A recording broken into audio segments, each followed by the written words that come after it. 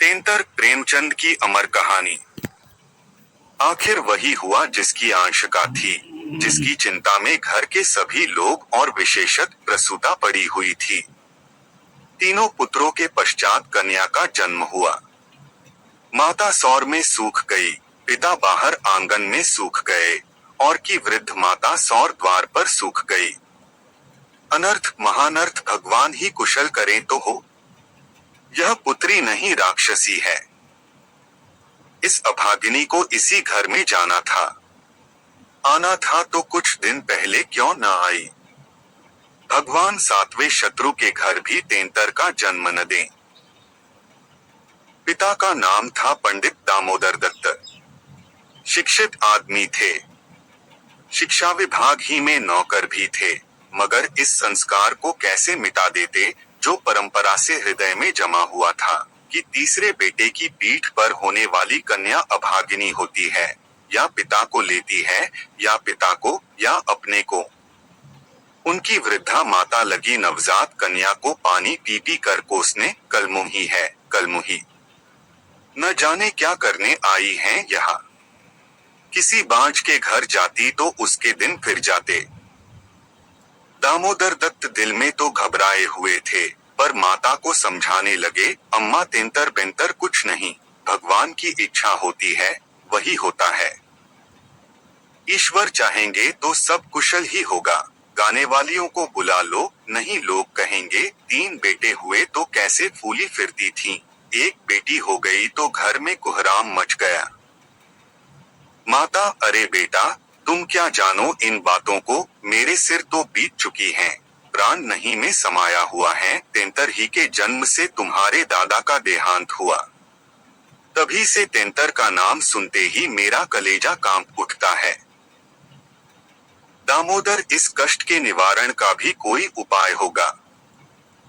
माता, उपाय बताने को तो बहुत हैं। पंडित जी से पूछो तो कोई न कोई उपाय बता देंगे, पर इससे कुछ होता नहीं। मैंने कौन से अनुष्ठान नहीं किए, पर पंडित जी की तो मुट्ठियां गर्म हुई। यहाँ जो सिर पर पड़ना था, वह पड़ ही गया। अब तके के पंडित रह गए हैं। जजमान मरे याजिए उनकी बला से, उनकी दक्षिणा मिलनी चाहिए। धीरे से, लकड़ी दुबली तली भी नहीं है। तीनों लकड़ों से हृष्ट पुष्ट है। बड़ी बड़ी आंखें हैं, पतले पतले लाल लाल ओंठ हैं, जैसे गुलाब की पत्ती। गोरा चिट्टा रंग है, लंबी सी नाक। कलमुही नहलाते समय रोई भी नहीं, टुकुर टुकुर ताकती रही। यह सब लक्षण कुछ अच्छे थोड़े ही है। दामोदर दत्त के तीनों लड़के सांवले थे, कुछ विशेष रूपवान भी न थे।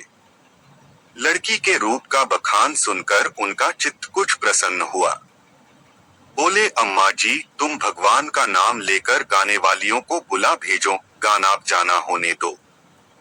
भाग्य में जो कुछ है, वह तो होगा ही। माताजी तो हुलस्ता नहीं, करूं क्या। दामोदर, गाना न होने से कष्ट का निवारण तो होगा नहीं कि हो जाएगा। अगर इतने सस्ते जान छूटे तो न कराओगा। माता, बुलाए लेती हूँ बेटा, जो कुछ होना था वह तो हो गया। इतने में दाई ने सौर में से पुकार कर कहा, बहूजी कहती हैं, गाना वाना कराने का काम नहीं है। माता, भला उनसे कहो चुप बैठी रहे, बाहर निकलकर मनमानी करेंगी। 12 ही दिन है, बहुत दिन नहीं है। बहुत इतराती फिरती थी, यह न करूंगी, वह न करूंगी। देवी क्या है, मर्दों की बातें सुनकर वही रट लगाने लगी थीं, तो अब चुपके से बैठती क्यों नहीं। मैं तो तेंतर को अशुभ नहीं मानती, और सब बातों में मेमों की बराबरी करती हैं, तो इस बात में भी करे। यह कहकर माता जी ने नाइन को भेजा कि जाकर गाने वालियों को बुला ला, पड़ोस में भी कहती जाना। सवेरा होते ही बड़ा लड़का सोकर उठा और आंखें मलता हुआ जाकर दादी से पूछने लगा, बड़ी अम्मा, कल अम्मा को क्या हुआ। माता, लड़की तो हुई है। बालक खुशी से उछलकर बोला, ओहो हो, पैजनियां पहन पहन कर छुन छुन चलेगी, जरा मुझे दिखा दो दादी जी। माता, अरे क्या सौर में जाएगा, पागल हो गया है क्या? लड़के की उत्सुकता न मानी। सौर के द्वार पर जाकर खड़ा हो गया और बोला, अम्मा जरा बच्ची को मुझे दिखा दो। दाई ने कहा, बच्ची अभी सोती है।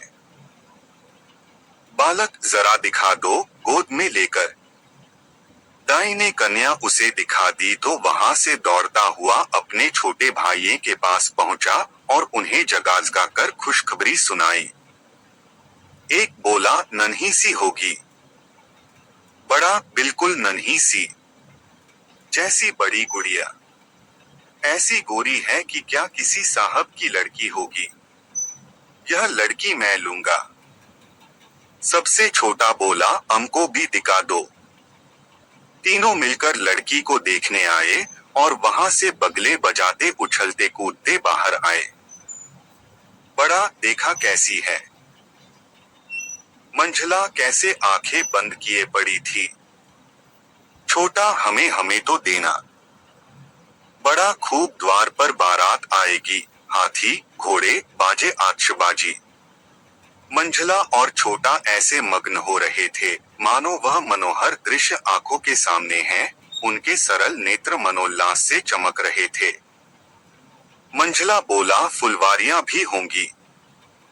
छोटा, हम भी फूल लेंगे।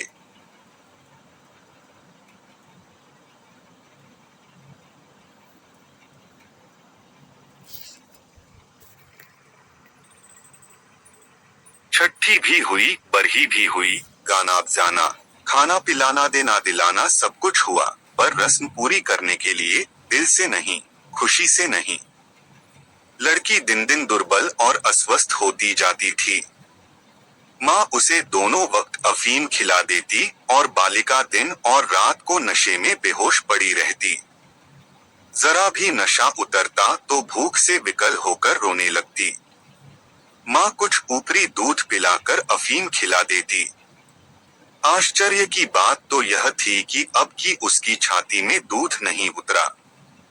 यूं भी उसे दूध दे से उतरता था, पर लड़कों की बेर उसे नाना प्रकार की दूधवर्धक औषधियां खिलाई जाती, बार बार शिशु को छाती से लगाया जाता, यहाँ तक कि दूध उतर ही आता था, पर अब की यह आयोजनाएं न की गईं। फूल सी बच्ची कुम्हलाती जाती थी। माँ तो कभी उसकी ओर ताकती भी न थी। हाँ, नाइन कभी चुटकियां बजाकर चुमकारती तो शिशु के मुख पर ऐसी दयनीय, ऐसी करुण वेदना अंकित दिखाई देती कि वह आंखें पोंछती हुई चली जाती थी। बहू से कुछ कहने सुनने का साहस न पड़ता। बड़ा लड़का सिद्धू बार बार कहता, अम्मा, बच्ची को दो तो बाहर से खेला लाऊं। पर माँ उसे झिड़क देती थी। 3-4 महीने हो गए। दामोदर दत्त रात को पानी पीने उठे तो देखा कि बालिका जाग रही है। सामने ताक पर मीठे तेल का दीपक जल रहा था। लड़की टकटकी बांधे उसी दीपक की ओर देखती थी और अपना अंगूठा चूसने में मग्न थी। चुप चुप की आवाज आ रही थी। उसका मुख मुरझाया हुआ था, पर वह न रोती थी न हाथ पैर फेंकती थी, बस अंगूठा पीने में ऐसी मग्न थी मानो उसमें सुधारस भरा हुआ है। वह माता के स्तनों की ओर मुंह भी नहीं फेरती थी, मानो उसका उन पर कोई अधिकार है नहीं, उसके लिए वहां कोई आशा नहीं। बाबू साहब को उस पर दया आई। इस बेचारी का मेरे घर जन्म लेने में क्या दोष है?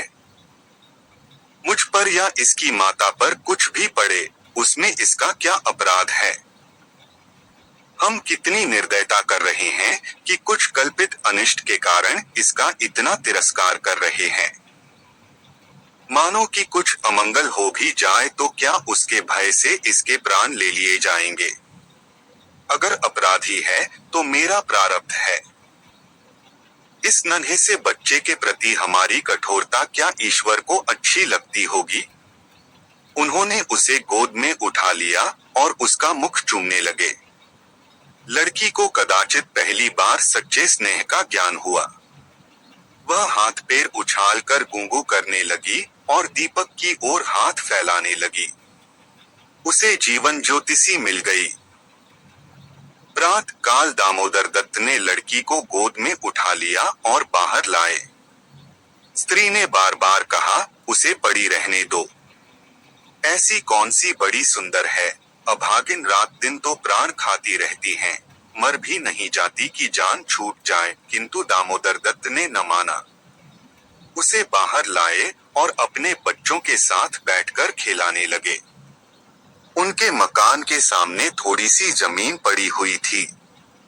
पड़ोस के किसी आदमी की एक बकरी उसमें आकर चरा करती थी।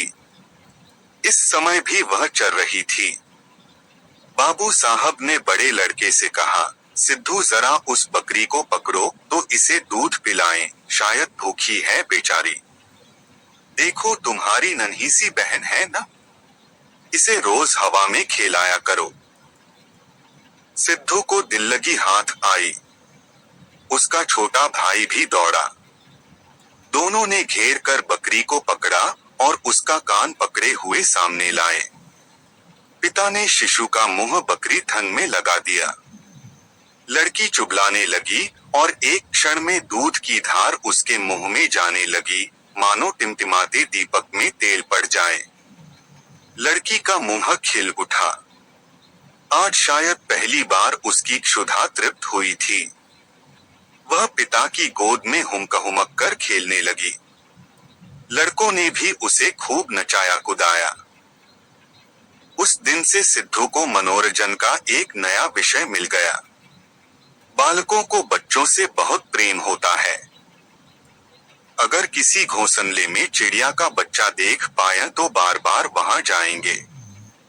देखेंगे कि माता बच्चे को कैसे दाना चुगाती है, बच्चा कैसे चोंच खोलता है, कैसे दाना लेते समय परों को फड़फड़ाकर कर चेंचे करता है। आपस में बड़े गंभीर भाव से उसकी चर्चा करेंगे, अपने अन्य साथियों को ले जाकर उसे दिखाएंगे। सिद्धू ताक में लगा देता, कभी दिन में 2-2 3-3 बार पिलाता। बकरी को भूसी चोकर खिलाकर ऐसा परचा लिया कि वह स्वयं चोकर के लोभ से चली आती और दूध देकर चली जाती। इस भांति कोई 1 महीना गुजर गया। लड़की हृष्ट पुष्ट हो गई, मुख पुष्प के समान विकसित हो गया। आंखें जग उठीं, शिशुकाल की सरल आभा मन को हरने लगी। माता उसको देख देख कर चकित होती थी। किसी से कुछ कह तो न सकती, पर दिल में आशंका होती थी कि अब वह मरने की नहीं, हम ही लोगों के सिर जाएगी। कदाचित ईश्वर इसकी रक्षा कर रहे हैं, जब ही तो दिन दिन निखरती आती है, नहीं अब तक ईश्वर के घर पहुंच गई होती। मगर दादी माता से कहीं ज्यादा चिंतित थी। उसे भ्रम होने लगा कि वह बच्चे को खूब दूध पिला रही हैं, सांप को पाल रही है। शिशु की ओर आंख उठाकर भी न देखती। यहाँ तक कि एक दिन कह बैठी, लड़की का बड़ा छोह करती हो। हाँ भाई, माँ हो कि नहीं, तुम न छोह करोगी तो करेगा कौन। अम्मा जी, ईश्वर जानते हैं जो मैं इसे दूध पिलाती हूँ। अरे तो मैं मना थोड़े ही करती हूँ, मुझे क्या गरज पड़ी है कि मुफ्त में अपने ऊपर पाप लूं, कुछ मेरे सिर तो जाएगी नहीं। अब आपको विश्वास ही न आए तो क्या करें। मुझे पागल समझती हो, वह हवा पी पी कर ऐसी हो रही है। भगवान जाने अम्मा, मुझे तो अचरज होता है। बहू ने बहुत निर्दोषिता जताई, किंतु वृद्धा सास को विश्वास न आया। उसने समझा, वह मेरी शंका को निर्मूल समझती है, मानो मुझे इस बच्ची से कोई बैर है। उसके मन में यह भाव अंकुरित होने लगा कि इसे कुछ हो जाए तब यह समझे कि मैं झूठ नहीं कहती थी।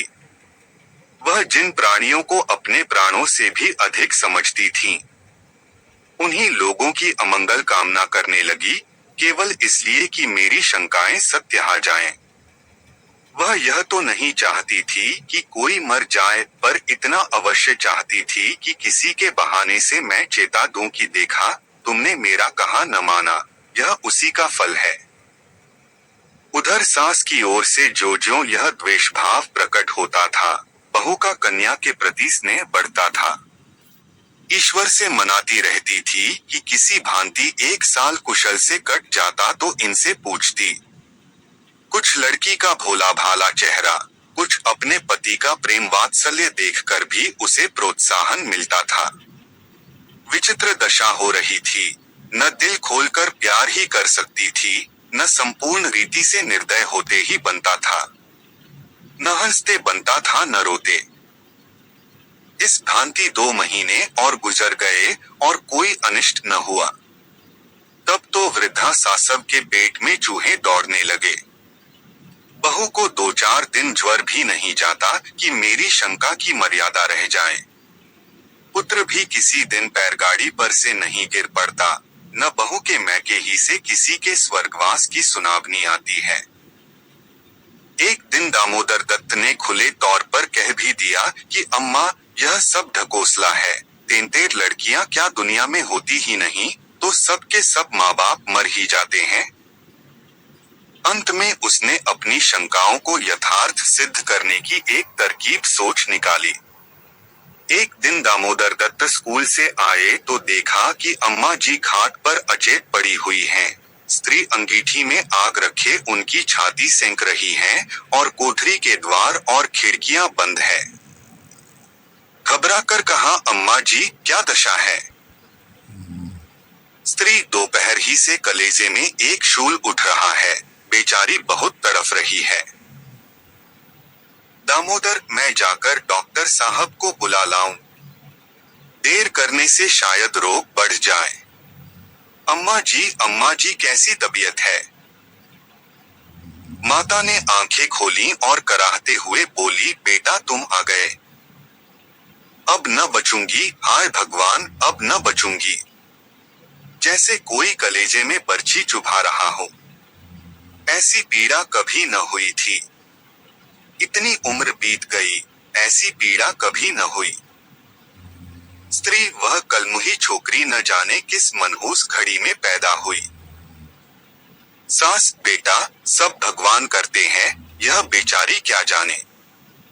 देखो मैं मर जाऊं तो उसे कष्ट मत देना। अच्छा हुआ मेरे सिर आई, किसी के सिर तो जाती ही, मेरे ही सिर सही। हाय भगवान, अब न बचूंगी। दामोदर, जाकर डॉक्टर बुला लाऊं? अब भी लौटा आता हूं। माता जी को केवल अपनी बात की मर्यादा निभानी थी, रुपए न खर्च कराने थे। बोली, नहीं बेटा, डॉक्टर के पास जाकर क्या करोगे? अरे वह कोई ईश्वर है। डॉक्टर के पास जाकर क्या करोगे?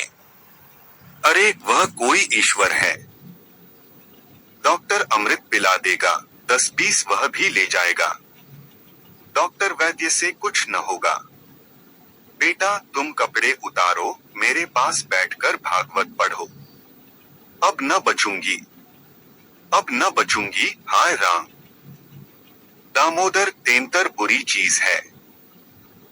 मैं समझता था कि ढकोसला है।